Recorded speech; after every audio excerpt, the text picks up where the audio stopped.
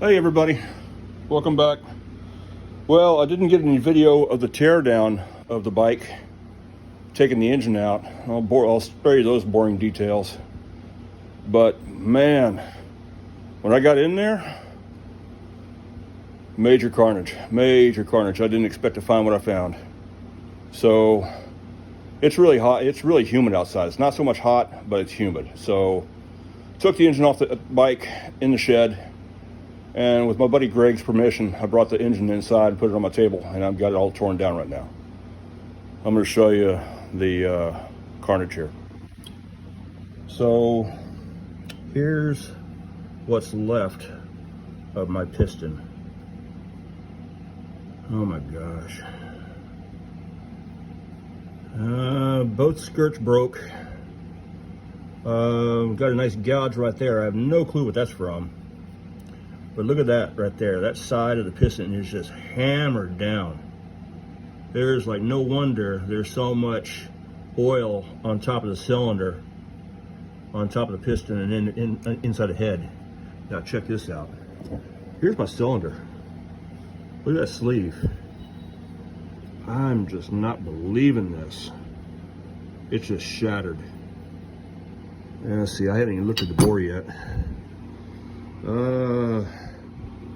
Yeah, a little bit of scoring. It's not too awfully bad. I've seen way worse in the past.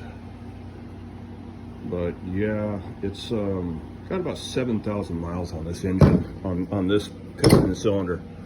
There's my head. And you're gonna be saying, yeah, looks like something went down the intake. Well, you're right.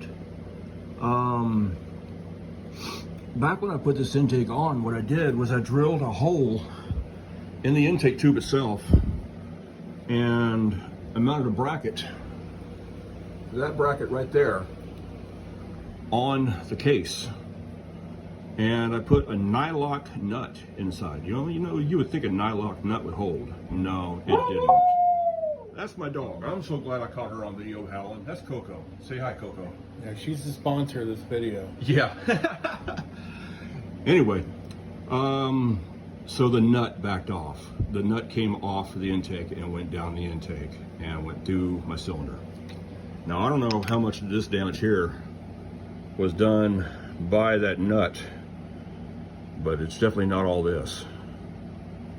So, yeah.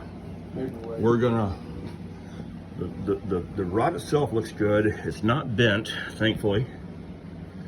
I'm gonna clean up the surface here. I got new gaskets, and I got a new cylinder waiting to go on. The head bolts, the head studs, excuse me, look good. The head bolts themselves look good. My timing chain tensioner looks good. The cam gear, I'm really surprised the cam gear wasn't bent. But you know, the timing chain wasn't off, actually. I thought that the timing chain broke. Thankfully, it did not break. It was still intact, but I think it was a tooth off. So at some point in time, it jumped time one tooth. So we're gonna put this back together. And the head is gonna get a new camshaft. I have a brand new camshaft, slips right out that hole there. And I gotta take the rocker arms off, of course, both sides, because the new camshaft is a roller cam. So I'm gonna put the new roller cam in and the new roller rocker arms. And I've also got new valve springs and new valves I'm gonna put in the head. And then I've got a new piston and cylinder assembly that's gonna go on. So this thing's gonna be good as new when I get it back together. Can you change the oil and see if you got any metal in the bottom of the engine? I'm gonna change the oil also, yes. I gotta put regular oil back in. I can't break it in on synthetic oil. I can't seat the rings on synthetic. So I gotta get a quarter break-in oil. And I'm also going to get a can of carburetor cleaner and clean the rest of the gunk off this head. Yeah, so my next video, guys, is going to be this thing running.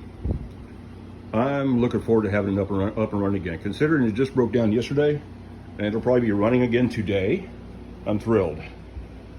Now these tires here, these are the Maxxis M6024 knobbies. They're street legal. I'm down to pretty much the last probably 500 miles on this one here. But I'm real happy with them. I run them on the road all the time, and I'm really happy with them. Quite honestly, I'm happier with these tires here than I was running Michelin City Grips and Michelin, I think they're called Town and Country. I can't remember, but they've been really good to me. Now, my problem I'm running into is this right here. This was a filter inside here, and it's got one bolt that holds a plastic cover. Do you know where the plastic cover went, Greg? No, I handed it back to you. Okay, I must have set it down somewhere. This fell off yesterday on my ride. Literally 1 mile into my ride, this fell off.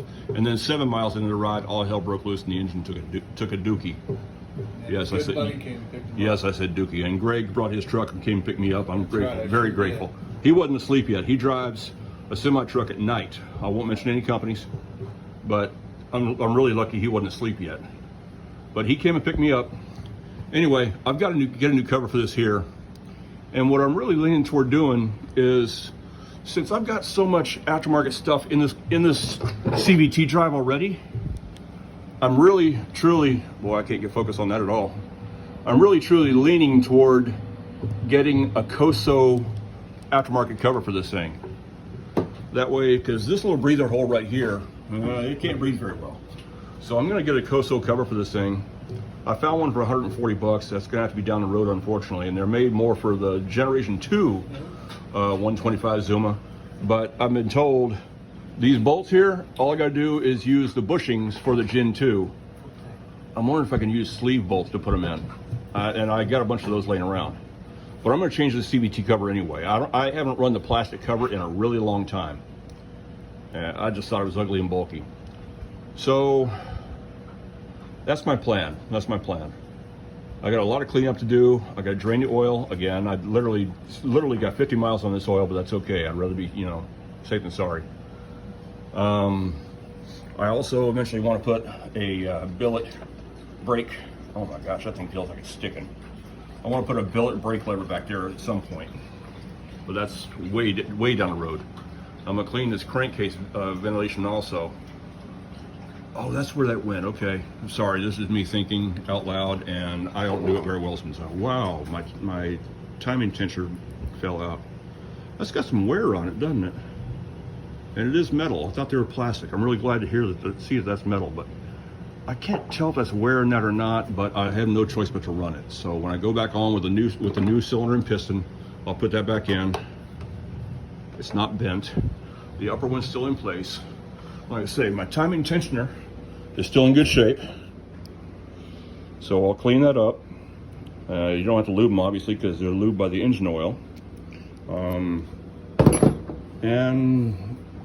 in a few hours, voila, this thing will be back together. And by this evening, it'll be running again. Mm-hmm. And Greg and I will be out riding his Harley, and I'll be on my Zuma again. But I do have to